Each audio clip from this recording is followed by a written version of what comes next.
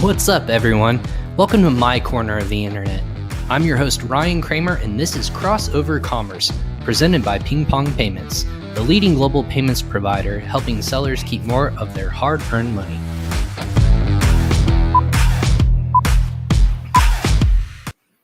What's up, everyone? I'm your host, Ryan Kramer, and happy Friday. Welcome to another episode of Crossover Commerce, number 70 on the docket. We're presented by PingPong Payments, and quickly about PingPong. We provide marketplace sellers and entrepreneurs global solutions for controlling their domestic and international funds. An account with PingPong enables companies to significantly reduce their costs when receiving or making international payments, all in one platform to increase operational efficiencies, save time, and allow sellers or businesses to manage their business profits from a single source. For more information, go ahead and check out the link in the comments section below or in the show notes. Go and check out more about PingPong there and sign up for a free account today. Thank you for everyone who's joining us live on LinkedIn, Facebook, YouTube, and Twitter. We appreciate the time that you're spending with us. Hopefully it's a beautiful day like it is outside for you as well. Maybe a lot warmer than it is here in Indiana or maybe in Maryland where our guest is today, but we appreciate your time and spending a little time in my corner of the internet, like I said in the intro. Or if you're not watching this live and you're on Team Replay, thanks for listening to us at a different time of day. But we appreciate you either doing that or downloading us on Amazon Music, Spotify, Apple, or Google Podcasts. Truly, wherever you can find a podcast, I'm going to be there. Just search Crossover Commerce, presented by PingPong Payments, and subscribe and rate those shows below. We're a little bit behind on putting those audio up, but we will be rolling out all this content in the few weeks ahead.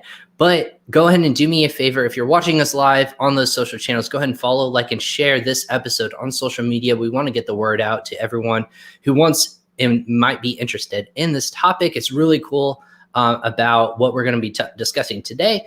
And make sure that you hit the reminder button to be notified of future episodes of Crossover Commerce. We have our own Facebook page. Just search for us there. Or you can follow me on LinkedIn, Facebook, or on Instagram. So if you can't catch us live, make sure you just tag us in those comments. Or if you are live, ask your questions in the comment section below. We do see those live so we can answer any questions you might have about the topic we're covering, or maybe about the business for either one of us that we can shed light on. About our guest today, he has been a self-employed designer for over 15 years. He has worked on projects for companies like TrueCar, McAfee, Pluto TV with Viacom, Christine Brinkley Skincare, and more, which is a pretty impressive portfolio if you ask me. And my graphic designer background tells me that this is a pretty big deal. And because he became well known in the marketing industry for specialty of social media and creatives, which we'll really talk about and dive into today as well. In 2018, he launched No Limit Creatives, a subscription-based design service that offers businesses of all sizes graphic and video designs for one flat monthly rate. In just 2 short years, he is employing over 250 different employees and contractors across 30 countries and runs the entire operation all from a single home. He was working remote before it was cool to work remote, everyone. So we're going to dive into what he and his team are doing that is so successful. And everyone he employs actually works for their own remote location and has not set foot in a brick and mortar location, which is super impressive, especially at that scale.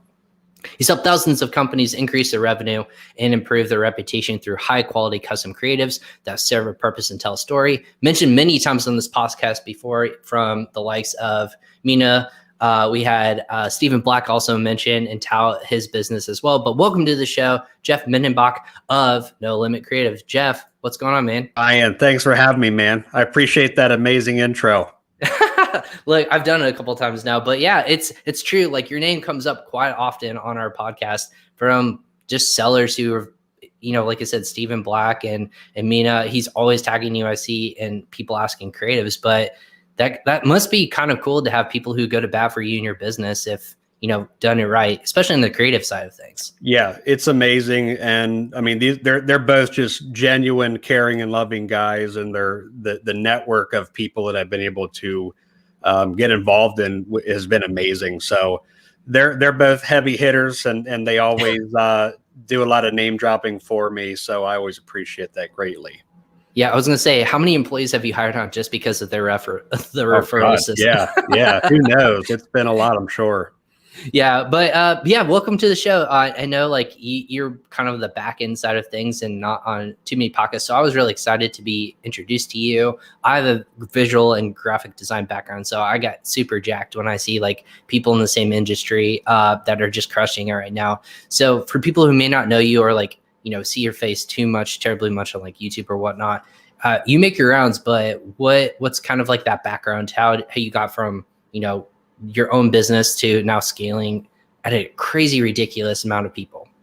I started freelancing a long time ago and using platforms like Elance and Upwork and freelancer.com and just bidding on jobs. I was like, it was all a numbers game for me. So I would sit there and bid on jobs all day, every day.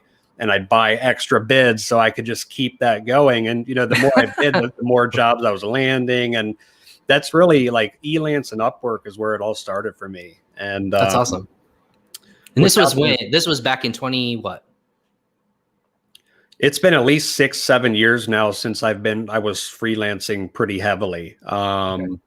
And, I got a top rated status there on Upwork for the amount of revenue and the reviews and stuff like that. So it was a really interesting way to make a living at the time. And that's really what kind of just made me explode. I mean, I really started getting a lot of requests for making ad creative specifically. And that's what really got me, thinking, oh, I guess maybe I need to get more involved in the ad space. So I started hitting Facebook and Instagram ad creatives really heavily and getting involved in groups. And it just kind of took over from there. So back in 2018, I wanted to test this model out. I had seen it pop up from some other companies, and freelancing is great, but it's not always consistent. So the idea of being able to get a more consistent income while also not breaking the bank for companies was really important for me. So I tested this out and got a couple of designers off Upwork myself, and it just took off from there. It's been a really crazy journey. And like you said, we have really great people that support us and talk about us on podcasts and groups and things like that. So it's been really an interesting journey so far.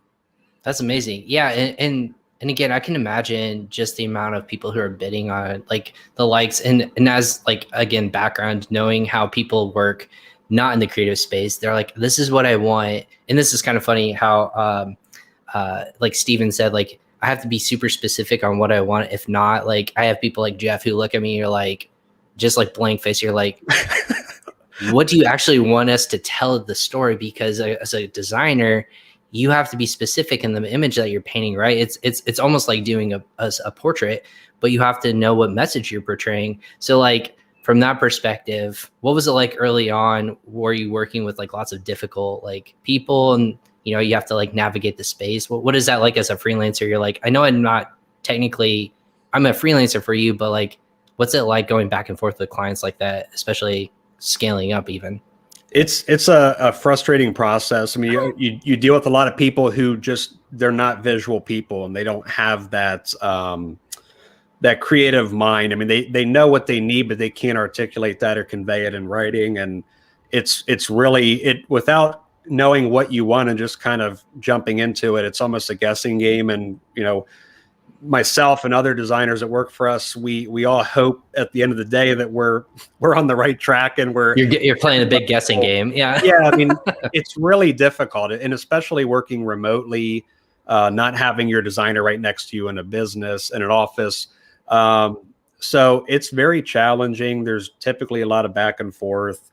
As we've grown, we've been working on more and more ways to simplify briefing processes and give people different ways to communicate with us, not just typing. So I've really been starting to push like Loom screen records. And I'm telling people, write what you want, but go and make a recording too and share your screen with us. Show us what you're talking about. There are sites out there like Frame.io where customers can now actually click on parts of a video or a graphic and draw and put arrows, things like that. So that's something we're going to eventually implement into our custom portal. So, it is tedious, time-consuming process quite often. But we do work with some really great people too that really have the briefing down to a science, or they have strategists that are their whole job is just to kind of give us step-by-step visuals of what they're looking for. So it's an interesting process. So you actually made the decision, and I can kind of like say, everyone who's watching live, a lot of people are like, from Rob Stanley, he's like, Jeff is so good, but he's always booked up, but he does great work. So like, even that touts like you just have the ability to scale quickly, which is probably what you're doing. But we have a couple questions we'll get to. My question is, from early on, you had to make the distinction. You don't want to have a brick and mortar like agency, right? You had to say, I'm going to do everything remote. What was that decision like, and how did you come to that decision? Back in the day, I would say I was more extroverted in high school, and I did a lot of sports and stuff. And as I got older, I really, my parents would say, "What the heck are you doing in your room all the time on the computer?" I was in there when I lived at home all the time, trying to make money. I did some affiliate marketing stuff, and I was doing designs through Craigslist for small businesses running ads. And I really just got comfortable with the work at home lifestyle. And I was very disciplined, and I still am. I get up and work the same hours every single day, and I don't take sick days and things. I mean, we go to one vacation a year typically, and to work from home and be remote was a no-brainer for me. It's what I was very comfortable doing. And as I started to hire people from other countries, the remote game was just something that we had to keep going, and it's been working really well. It's definitely got its own set of challenges operating a business through Slack and Asana, and not having like in-person meetings and things like that. But we've really been able to set up a lot of processes and procedures and weekly calls and things like that to try to stay as together as we can without physically being there. Interesting. So you have employees all over the world. So what's it like managing from one time zone, obviously, to like people the opposite end of the world? That's been a challenge. So we have set working hours. Everybody does work in the same time zone as us on the East Coast. So awesome. We don't have different shifts. We are at some point going to open up a second shift because, people like in the Philippines are working night shifts, and that's a tough shift to work, especially just kind of being on a computer all the time. You're already tired, and now your eyes are starting to get strained and sore from looking at the computer all night. So currently everybody's on the same time zones with us, thank God. And it's worked out well. There is a little bit of a drop off with, people working night shifts, of course, but we have a really, really, really solid team, and everybody's really good at working together. And at the end of the day, I wouldn't change anything on that side. Amazing. So like, what's it like recruiting, and people are finding you all over the world? Is it like contracting through Upwork? Like, what's that hiring process like to make sure, like, besides them sending their portfolio or their digital like assets, what is it like to know that they're a legitimate, business entity that you want to tie your brand to? It's, we initially used Upwork to recruit, and the fees were just crazy through that site. I mean, to be an employer on Upwork, you lose money. To be a freelancer, you lose money. So it's great to generate business and gain revenue through those sites. But the fees, when you're at this level of this many people, is really exponential. So we typically do recruiting ads through social media now. We do posts in Facebook groups that are for motion graphics or graphic design groups. And then we have unfortunately, portfolios are great to look at, but they're not always legit. And we've had to find that out the hard way. I mean, we get some really great portfolios, and we bring somebody on board and find out that wasn't even their work they were showcasing. And so now we have part of the process where people can do test submissions with their application. It's usually a simple graphic or video that shows us right away if they have the skill sets that we need, if they understand the briefing process that we go through with our customers. So there's a lot of comprehension testing and skill sets that we're looking at and things like that. And it's really helped us kind of get rid of tire kickers or people who aren't really a good fit for the brand. So some people don't like that, and they think, I have a portfolio I've been designing for 15 years. Why should I have to do a sample first. And, it's not like we're asking for free work that we're going to go run on the internet and make money off of. It's literally the same test job for every single designer. And it's for our own protection at this point. We just can't hire people that are, not showing legitimate portfolios that could be a risk for us. Yeah. And then we had a couple of people ask already questions, so I'll just pop out those. For one of our followers, Brennan Gerler, how do you account for accountability for a remote worker? You very project based or rather than hourly? Like, what's that like for you as a manager and kind of company owner? And then he had a follow up question. I thought this was funny. Did you all plan to wear gray shirts? I know the gray shirt. Yeah. The answer to that is, this is the thing. I grabbed down my laundry basket quickly before I came down here. Brennan, thank you a lot. Brennan's a friend of mine. So yeah, I was gonna say gray walls. Like, come on, like similar shelves. We definitely were messaging before this, like about different things and setups, but we did not plan to wear the same clothes together. So thank you for pointing that out. He's a friend of mine, so thank you for pointing that out. You big jerk. No, I'm just kidding. No, but yeah. So for the first question, going back to like accountability, like that I'm assuming that's a big thing. And even if like when COVID hit, I know everyone like shifted online, but you've been doing this you've been doing this for multiple years now. What is it like to have to hold people accountable on are you actually doing your work? Like, is it project based? Is it hourly? Or is it like monitoring through like how much time you're on a computer? Like, what does that have to be for you? We decided not to go the route of installing software and computers and spying. I just feel like, I've always tried to give people that trust that I think everybody deserves right off the bat. So I've never asked anybody to install anything. At the end of the day, if they're not getting their work done, we know they're not working. It's pretty simple. We have everybody is assigned to X number of projects a day, so we don't do it hourly or anything like that. If they get the jobs done in 2 hours or 8 hours, they still get paid for those jobs. So we go by a project basis, basically. But it's tough. Like I said, with the night shift, people oftentimes fall asleep on the job, or they wait to the last minute to do stuff. We ultimately have to just terminate the contracts or let them go because we just can't have that. So it's challenging to put your faith in people and just trust them and hope they're doing the work. But, I think I treat people really fairly and give them that trust they need to know that, hey, I believe in you and I know what you're going to do. And if you don't, we just move on. So, yeah. So what's it like? So the work that you guys are doing, it's mainly focused in graphic design and video production. So both, correct? Yeah. So yeah, for when we initially talked, it wasn't from the get-go, it wasn't e-commerce clients. It was just, brands who are reaching out to you that needed design work done, correct? Like, what was that like client base that has naturally shifted for you?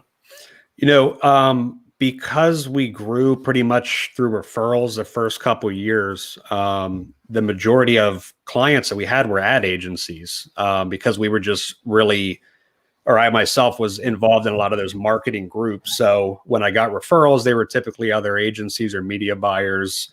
And then, Amazon selling got really crazy and Shopify popping up. And I definitely saw that transition into a lot of e-com space. And I think they make up about 50% of our client base now in the e-com space. It's crazy. So, again, though, it's been primarily referrals, people like Steven and Nina and their groups and other similar groups. We have a good presence in there, and we get a lot of referrals. So we have a lot of happy brands as customers, and they're referring other brand owners. And it's been a really, really cool way to run a business and get business.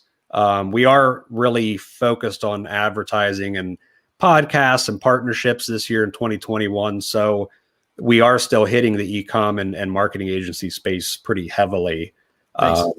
But we started out, it was kind of everybody we worked with too, and not just ad agencies. We had a lot of brick and mortar places, a lot of one-man shops, things like that. So, I think where we differ from other companies is we have a much bigger presence in these two particular industries than everybody else. I feel like there's a lot bigger mixture of client base in other services than where we're at today. So, we're just going to keep that going because that's where we excel. Well, and it's a really cool model what you're doing. It's not like an ad hoc per project. It's a subscription-based company. What's it like for people who may not like understand, like how do you have a subscription-based company with creatives? Is it like as much as you need in that monthly, and then you just get charged on a monthly rate? Like what's that look like in terms of a subscription-based service for yourself? So the client would just pay one flat monthly rate. There's no hidden fees or anything like that. No contracts. They can come and go as they please. But as long as they're paying subscriptions, they can continue putting in design requests, and we can service those design requests as they come in. We do have a limit where we work on a couple of active projects at a time. Otherwise, somebody would expect us to make 100 designs a day, and it wouldn't work out. But within each project or request, we do multiple design variations, different sizes. So we're really volume focused and try to give people like literally as much as we physically can every single week. So, it's the subscription model is great. And I'm sure you've seen it's everywhere now. No matter what kind of product or service, there's a subscription for that. And that should be on a t-shirt. But yeah, it's like join my subscription. Like no matter what, it's just a blank. Like I've been telling Mina, like because you both and I both know this. I keep giving him shirt ideas. I was like, for him, I was t-shirt idea was like what did I tell him the other day? Everything I tell him, I was like, that should go on a t-shirt. And always I feel like I leave my conversations with them, that should go on a t-shirt. And I'm waiting for one of these times for him to post online a t-shirt of a idea I give him, like networking badass or something like that, or like serial networker, like you can't hide from me or something like that, something crazy, like ridiculous like that. Because he's everywhere. And like you said, the space is all about networking. And that's the beauty of it is people keep swapping business back and forth because we're all talking to, in theory, the same people in that space. So what's it like? What's like the most, maybe in my own personal question, what's the funnest project that you've been able to work on? Yeah, I think TrueCar was a really cool company to freelance for, and they believe it or not are on Upwork right now looking for freelancers to this day. I mean, they're still hiring freelancers. But that was actually the first customer that I was given a bunch of 360-degree pictures of a car. And our job was to animate that and make it spin, seamlessly and not choppy. And we were making ads that way. And these cars were spinning, and they had a employee discount program. They had a partnership with Sam's Club. So all the employees of Sam's Club got discounts on cars and special pricing and financing and stuff like that. And that was like one of the coolest projects I had ever worked on, because at the time I have never done anything like that, where somebody gives you like 250 photos and you have to patch them all together and make them animate and spin. So that was a really cool one. But then, with Pluto TV, we did a lot of video ads where we were doing promotions for different TV channels on Pluto TV. And it was stuff like Jack Black and Unsolved Mysteries and stuff that like Unsolved Mysteries was always on as a kid. And that's something that resonated with me. So working on projects like that were just really cool and got me all giddy to be able to be part of those. Do your kids ever come to you and go, Dad, that's your work, or something like that? If they see it, like, do they recognize like your thumbprint on design work or whatnot? Not so much the design, but they get hit with my ads on their tablet constantly. Don't click on that. Yeah, I'm like, you're costing me money. Do not click that banner. So, my daughter just this morning. It'd be fun to see like broken down, like how much they're costing you. If they're like, that's Daddy's company, click. I'm like, no, coming don't out of do your, that. your money. Yeah, exactly. Yeah, when I told, I was the same thing with my son. He goes, hey, look, it's a ping pong ad. I go, don't click that. Yeah. Like on his tablet if he happens to be like getting served our ads, but that's funny. Yeah, and they're I guess we're doing like audience network stuff through Google. So our banners pop up on their tablets and they're playing games, or they'll see stuff on YouTube. And it's so funny. They always know, because we always use the same style of gradients and palette and things like that. So it's pretty cool for them to be able to actually see it for themselves on their own devices. Interesting. Yeah, it's I can imagine that seeing it multiple places like that is a pretty cool concept. Is it something where that's kind of what's kind of the vision long term? Is it to be this agency that can scale and have thousands of employees, like, and just work as a freelance company, as a subscription company, or does it fishtail off into something else? Do you think is your vision? We've talked a lot about that. I think we are at a really good place right now, but I'm always concerned about going stale and just being like that. Oh, there has beens, we're on to the next best thing now. So I'm always thinking about what's next for us. And every year I try to set new goals for the business and the service. But, because we're so big in the marketing space, I think we're going to work on some things where we get some more marketing focused packages rolled out, where we have creative directors on board that can actually help agencies or other brands come up with ideas for requests and things like that. So that's been a really big struggle across the board for everybody we've worked with, is like, they know they need to keep designs fresh, but they don't really know how to convey what they need. And that just goes back to us talking about how to brief properly. And people run out of ideas at some point. So having creative directors on our staff to be able to actually offer strategy and visual ideas for companies every month is something that we definitely want to get into. And we're definitely growing that e-commerce space stuff as well, and partnering up with companies to offer actual product photography and lifestyle photos and video production. So we're really working a lot on expansion this year. And I think we're just going to keep that going every year and just think about new things to roll out and get more specialized in. Like Amazon is going to be a big thing for us this year. So that's amazing. Yeah. Well, yeah, I was going to say, when, especially like, I pull from this too, in terms of creativity. I think a lot of people run into that roadblock consistently, especially when you're pumping out as much as you guys are. Where do you draw your inspiration from? Is it from like people? Is it like reading? Is there like a certain well that you always go back to get like refreshed and kind of re-inspired? It's all over the place. We have a lot of designers that are constantly just looking at Dribbble and Behance all day, every day, and they're always getting inspiration from all over the world, because it's a black hole, though, if you were just constantly searching. And like I'm always in a black hole when it comes to those locations, those websites, I should say. It's crazy. I mean, the amount of talent that's out there is unbelievable to me. And I always think I've seen like everything, and then I see some new portfolio and it looks amazing. But, we're actually working this year on educating our designers right now. So we're actually making education roles, and some of our highest level of designers are going to be constantly teaching new tips and tricks and skills and things like that to our designers every month. So it's a really big mixture of things, but I think education is really important, and not, always looking for the next best thing and what's the new palettes this year, the new patterns or textures, like what is the color of the year? I didn't catch it. What it was, I don't know. 2021. I want to say last year was blue or purple or something. I can't remember. Is it like a surgical mask blue?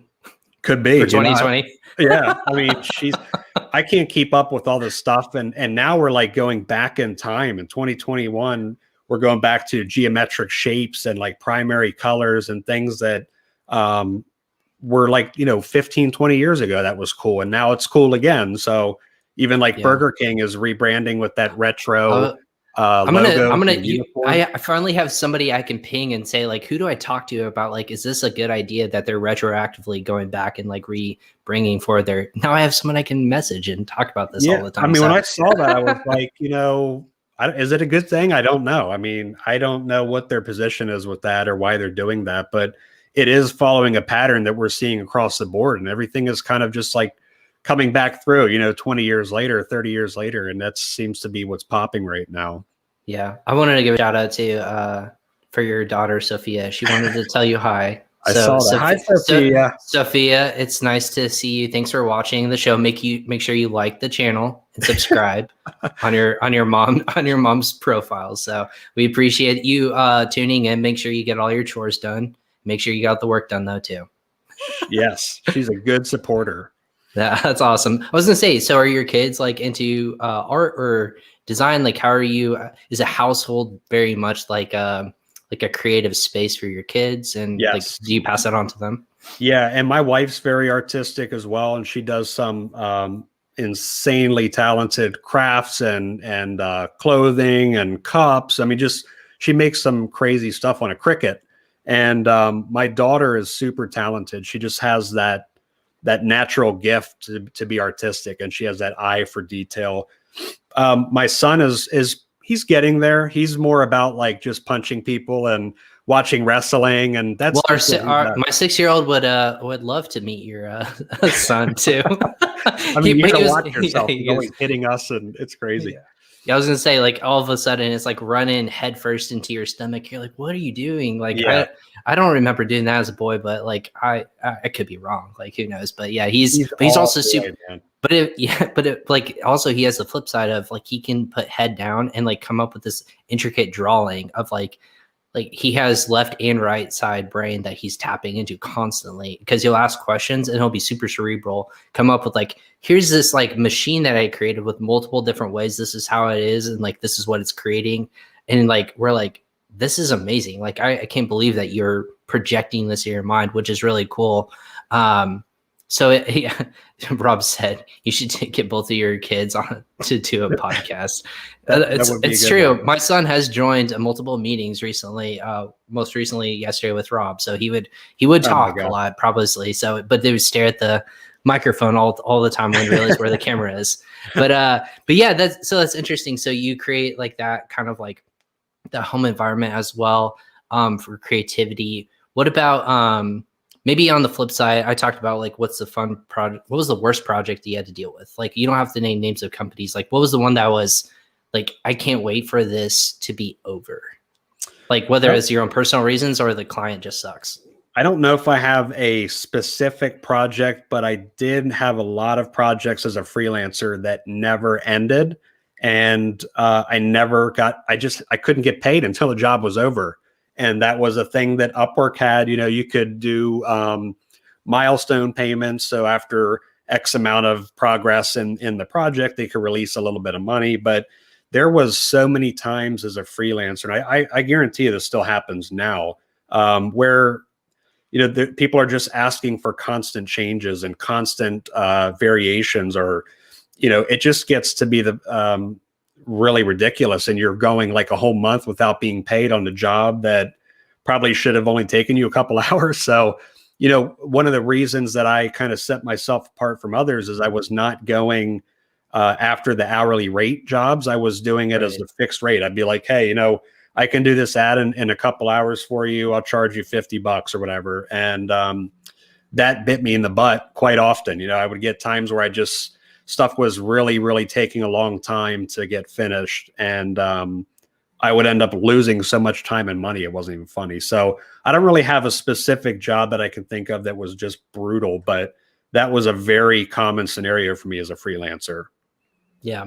What's it like? Like, do you have more fun with the graphic work, or do you have more fun with like the video? Like, it sounds like you were more graphic focused and then you dabbled into video. So is that just a constant educational thing for you? Yeah, I mean, I've always been huge into art. I mean, I went every year of school from, preschool, whatever, kindergarten to 12th grade, I was in art. And even if I didn't have to take it, I took it. I loved it.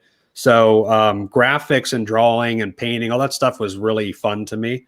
I love video, but I can't do anything crazy like these people that work for us now. So, I got into very simple video stuff, very simple motion.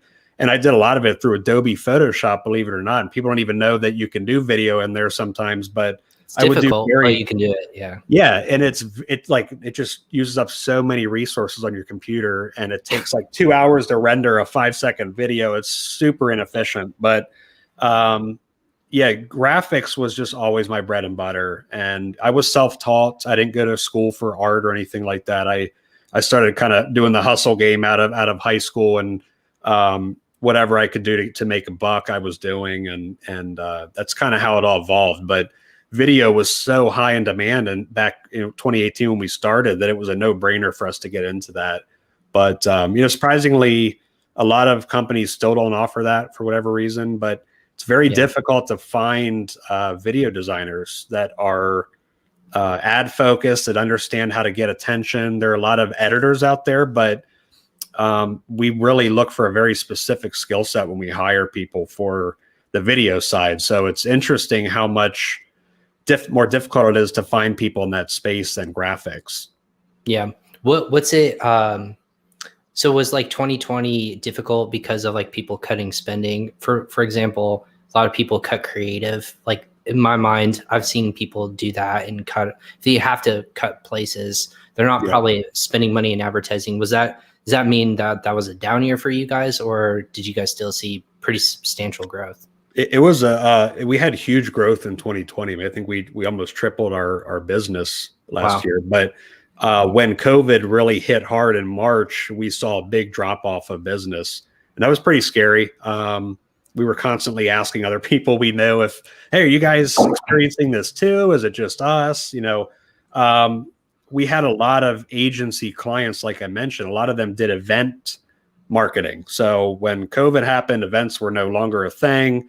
And these people unfortunately lost their entire businesses like overnight. So we lost them as clients. They lost their full-time income and their business. It was a sad situation for a lot of people that we knew. We were doing some relief times where we were trying to give people a little bit of discount to keep them on board with us for our own sustainability, but also to help them as well and keep their businesses going. So after about a month, everything just kind of bounced back and just skyrocketed. It was crazy. And people quickly figured out how to operate remotely without going into the office.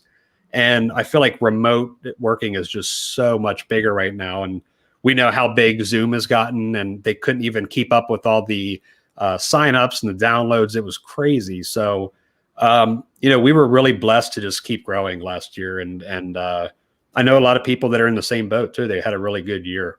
I was gonna say, especially with the overhead of a retail space, or leasing an office. I know from the former company, they were just trying to get out of their lease in general forever, like trying to sell off like equipment, like desks, like computer monitors, things that employees had. Like you can obviously have your own setup at home, but like just the additional equipment, like food cost, any like tech company has now seen. Here in Indianapolis, we have like Salesforce's second biggest location besides in San Francisco is actually in Indianapolis. And they have they have the tallest building in downtown Indy, but now they're telling people like, we're probably not going to go back full capacity, if not like at all. And that's like scary for lots of like buildings, like downtown businesses and whatnot, but it's a reshift in like the marketplace, like where people are operating from. Do you think that, like, do you look at yourself, you're like, dear God, thank God I wasn't like locked into like a lease or something like that? Like, does that scare you going forward, that you might have thought you want a retail space, or like, I say retail space, like an office, but now you're like, nope, never going back there, or like not even going to think about it? Yeah, I think a real retail space office, it's just a thing of the past. I don't think I'll ever worry about that. We've been able to operate this way effectively for the last few years. I've been doing, online working for 15 years. I've never had an office location or anything like that. But yeah, it's really scary. I mean, we've had one of our biggest agency clients. They were paying like 20 grand a month for an office space with the studio, and they were doing their D2C marketers. So they were doing a lot of production work in-house for these e-commerce companies. And, after COVID, they're like, Jeff, we're probably never going to go back to an office again. And we've actually been helping them operate remotely by recruiting more designers and kind of filling in the voids for their creative teams. And they're able to cut some costs that way. So we've seen the shift, and it looks really promising for the future. I think if you're already working from home or from a remote location, you're in good shape. Yeah. And then we actually had a question for Rob. What are some of the software programs and tools you use for video and graphics? Like, is there something that you're like, can't start, or you have to use us? If you work with us, you have to use these tools. We only use Adobe Suite, so it's primarily Photoshop and Illustrator and After Effects. We are dabbling in Canva sometimes because we have a lot of customers that like to work in Canva and make different iterations or sizes of our designs quicker than we can. So we have a pro account with Canva now, and we have some designers go in there and kind of set up like templates almost that are blank, but they have the design base there and they can add in text, things like that. So Adobe has always been the suite of our choice and probably always will be. It's been around for years. And, you know, I was using GIMP. You ever heard of that back in the day? I have not. No, it was kind of like Photoshop and PaintShop Pro, and it was free. And I used to design with that as a freelancer back in the day. So I see Robbie asking about Premiere. We don't really use Adobe Premiere. The majority of our videos we do are motion graphics heavy, and After Effects is really, really solid for that. So Premiere is great for us if we need to edit stuff or patch things together. But motion graphics is really ideal in After Effects. Yeah, and he's used GIMP. He always knows how to outsource, and he's always saying, this is how I get my quick graphics. Luckily for me, I always have a designer. Well, I have one designer on hand. He's on the West Coast. So if it's something that he needs to pump out, like our like intro graphics and stuff like that, he's been great to like get it out. But I know he gets inundated with requests all the time. So God bless my graphic designer on staff. I was like, it would take a while for me. I don't even have Adobe on my computer. I wish I did, but yeah, to put things together. And that's the thing is like, do you have like pet peeves with people? Like if you see like a random person saying, yeah, I designed this in Microsoft Word. Can you help me edit it in Word or something like that? And you're like, yeah, oh dear God. We get that a lot, and like, oh, we need you to design it in Word or PowerPoint. I'm like, well, they're not design programs. We can make the graphics for you in Adobe, and you can pop them in there on your own. But we don't go into Microsoft programs and design stuff because it's just not efficient. Yeah, the programs are not used for design work, so don't take it.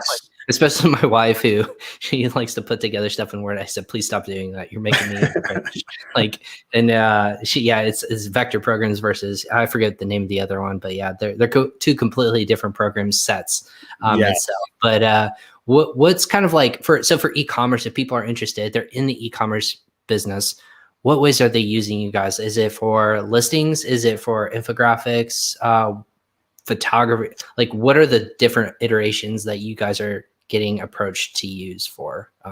I think primarily it was really ad focused for Facebook, Instagram, YouTube, Snapchat, Pinterest. But Amazon's just exploding, as you know. So we've gotten into A+ content now and Amazon listing images. We're doing photoshopping people's products onto lifestyle stock photos to try to make it look as realistic as we can. We're doing Amazon videos now. We do package designs for products, labels. Literally anything you can think of that an e-com seller may need, we have done it on the graphic or video side. So infographics are massive right now, especially for listing images and all the call outs and selling points and features of products. So we literally just do it all for this space anymore. That's amazing. So what's kind of like so you've seen the evolution of Amazon. Do you guys have to go in and is there any sort of like partnership like thing with Amazon that is for graphic design? I don't know if you've ever Not that I know of. I mean, we could go in and try to edit the A+ templates and stuff, but we don't get involved in anything like that. So we have them pick a template they're going to use for the listing, get all the dimensions, and then just kind of go from there on the graphics. So we don't really get involved in the other, like the back end side of things. We just do the design. Gotcha. Do you request that clients send you samples to give you like inspiration, or what's kind of that process? We like to see examples as much as possible, because that really cuts down the guesswork, and a lot of stuff is kind of just up in the air. It's open for interpretation when we're just reading stuff and not seeing any examples. So anytime we can get examples, it's going to be a lot better than not having them. So it is in the brief that we do ask, if you have examples, please upload those. And we have design libraries on Google Drive that we let our customers access. They can see all kinds of different things we've done, and they can reference it or say, hey, I like this package design, I want to try to, emulate something like that. And so we've trying to give them all the tools to help us be successful for them. Yeah. And actually Rob was on the same wavelength as me. Like, have you guys worked with PickFu in terms of like A/B testing with like images or graphic design, or do you even know who PickFu is? No, I don't. We haven't done anything like that.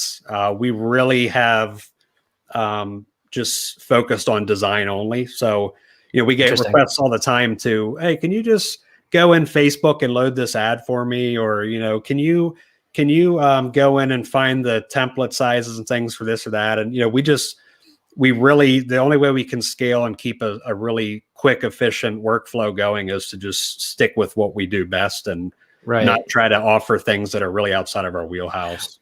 Well, with PickFu, it's like the crowdsourcing of like, which one do they think is like, they'll actually go and take basically a poll of people who opt in. It's like, which image is better? Like, do you find more appealing? So like, maybe that's a company, if you're not connected with them, we can connect you with, because they do a lot of like testing on marketplaces. So people can do $50 per, again, I think 100 people or something like that, where they can say which design do that people like better, or they can A/B test like names and titles of stuff like that. But in terms of like that seems, a lot of people are using them for like creative, for like they're in the e-commerce space, they're in the e-gaming space, but then they're also in the publishing space. So like book covers and titles and like how it looks to consumers. So that might be a cool, I'll make sure that you guys get connected with that team over there and see if there's an alignment of some sort. But they're always like, people upload and are like, I don't know if one graphic is better than the other.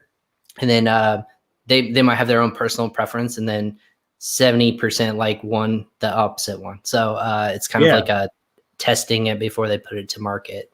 It's pretty cool. I like that. Yeah. And I'm a lot of times shocked at what works or what the favorable design is. Then, I mean, it's really wild that sometimes we see stuff that we would think is definitely not going to work, and it does. And it's very amateurish or native looking to social media. And that's pretty cool. I'll have to check that out.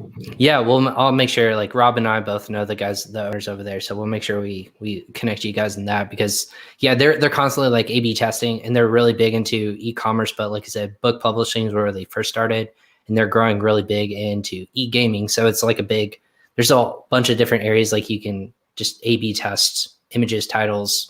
That's awesome. Mainly imagery. So it's kind of a quick straw poll of people who give you feedback really quickly, like what they like, what they don't like. Like it looks childish, or it doesn't depict the image or depict the product or anything like that. So it's really cool stuff that they're doing. So thanks, Rob. I was thinking the same thing too, Rob. You don't get all the credit. I was going to tell him initially, but him and I both know the owners over there. But what's it like before the top of the hour, and we have to let you go? What's kind of who's doing like pretty cool work that you like kind of idolize in the space? Is it an agency? Is it like a designer? Is there like a person that you're just pretty excited to see their work as they're pumping it out? I think there's a couple of brands and agencies that I've really liked to follow. And I don't know if you've heard of Monster Agency, but I started following them a while back because they had some hilarious video ads. And he was doing Dr. Phil, and he had that guy, what's that guy, To Catch a Predator, that show, Dateline. I can't remember his name, but he had all these spoofs, and they just had me dying laughing when I saw them. And I've started to actually follow their page, and then I connected with the owner because I was just like, I was so excited to see what he was putting out next. So that was really cool. And, we've always been really close with agency owners and things. I mean, Common Thread Collective is another company that we work heavily with, and I always love seeing all the creatives that we actually do with them. But they are basically the leaders of the strategizing and the creative direction and things like that.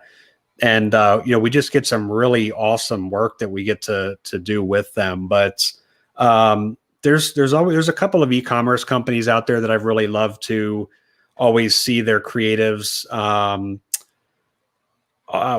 There's like a cereal one I can't remember. It's the weirdest looking ads. I always see them.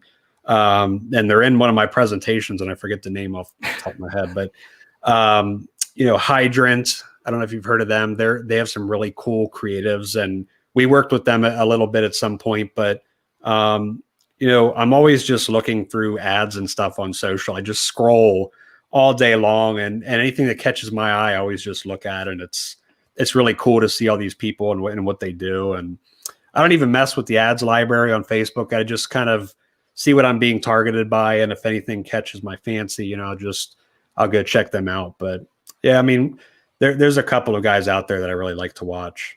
That's awesome. And then for your business, is there like, where do you think the next step of growth is? Is it, still in e-commerce? Is it going to be in social media, or like what's kind of like that avenue that you think is going to kind of perpetuate you guys even more forward? I think the e-commerce space is a no-brainer for us. We're seeing the trends and the growth and the demand there. So we're going to just work really hard on becoming specialists at as much as we can in the Amazon space, Shopify, and just e-commerce in general. Ad agencies, the marketing space is still huge. There's a lot of uncertainties right now with the Apple changes and people not knowing if they're going to be able to track their conversions and their ads the right way. So I don't know what's going to happen. Even what Google yesterday said, something they might not like have the holistic trackable nature that they do even currently. So they might scale it back a little bit. That's concerning even for us, that somebody that runs ads. Anybody that's in that space that has revenue coming in from there, it's kind of scary. But with Amazon taking over the world, and we have an Amazon warehouse here in town now that's like 1 million square feet, and it towers. It's right backed up against a neighborhood. So when you come outside, that's all you see is the Amazon building. Lovely landscape outside. Oh my God. They had a helicopter. My brother sent me a picture of the helicopter with a rope picking up cargo and just flying it back and forth over the building. It's just crazy. So, with them becoming so big and all these sellers everywhere, it's really a quickly growing industry that we're going to stay in. That's awesome. Well, I appreciate your time today. I know you're busy guy managing your entire team at scale. For people who who don't know like where to find you, what's the best way to get in contact with you, or try to see your business maybe a little bit or best for them, or if they want to refer other people to them if they've heard this, what's the best way to do that? Just check out nolimitcreatives.com. Nice and simple. You can learn more about our services, see our plans. You can learn more about me. You can book calls with us or myself. So that's the easiest way to do it, is just check out our website. We have a nice live chat on there. If people have questions, they can chat in as well. Yeah, we make sure we put that in the description. So if you're watching on social media, go ahead and check out nolimitcreatives.com. Go ahead and check out, and just mention Crossover Commerce to Jeff and his team, just to let them know you guys are doing great stuff, man. Like I always appreciate when graphic teams and design teams get touted quite a bit. So you guys are doing awesome work. I love following some of like the missed, the one was the sailboat with the pointy picture that you posted on social media. It was probably making me cry way more than I thought it should, but it was just like fun stuff like that I love following. And I won't for sensory purposes, for who's watching or listening potentially, I won't get into that now, but it was just fun stuff. Yeah, you never know. Yeah, whoever's listening. But just fun stuff like creative that you might just miss entirely from a 10,000 foot perspective. You're just like, oh God, what am I thinking? And slips through the cracks. But yes, yeah, man, congrats on all the great work and what you're doing. Thank you very much. So go check out No Limit Creatives. Everyone go check out Jeff. Follow him on Instagram, YouTube, their page on YouTube, as well as on Facebook. So thank you so much today. Thanks, guys, for watching. Thanks, Ryan, for having me. I appreciate it. Yeah, no problem. And thank you everyone again for on Crossover Commerce. Again, this show, we go live 4 to 5 times per week. So make sure that you subscribe to our social media channels, or if you subscribe to us on any sort of podcast forum, whether it's Amazon, Apple Podcast, Spotify, or Google Podcast, we'll be there. Just search Crossover Commerce and we will be there. So subscribe and rate us with those kinds of shows. That's it for this week on Crossover Commerce. We have an exciting group of, I believe, 4 individuals next week that are going to be coming in hot to give you top tips in the e-commerce and Amazon space. I'll go ahead and if you subscribe to our social channels or follow me on social media as well, again on LinkedIn, Facebook, or on Instagram, you can follow and find out more information. I'm also on Clubhouse, so be sure to follow me on Clubhouse again at Ryan Kramer. I'll be more than happy to connect, join rooms, and we'll be getting e-commerce tips and tricks out there as well. So for Jeff Minnichbach of No Limit Creos, I'm Ryan Kramer. Thanks for joining us again on another episode. Have a great weekend, everyone. Be safe out there. Continue working hard and growing your business on Amazon and e-commerce.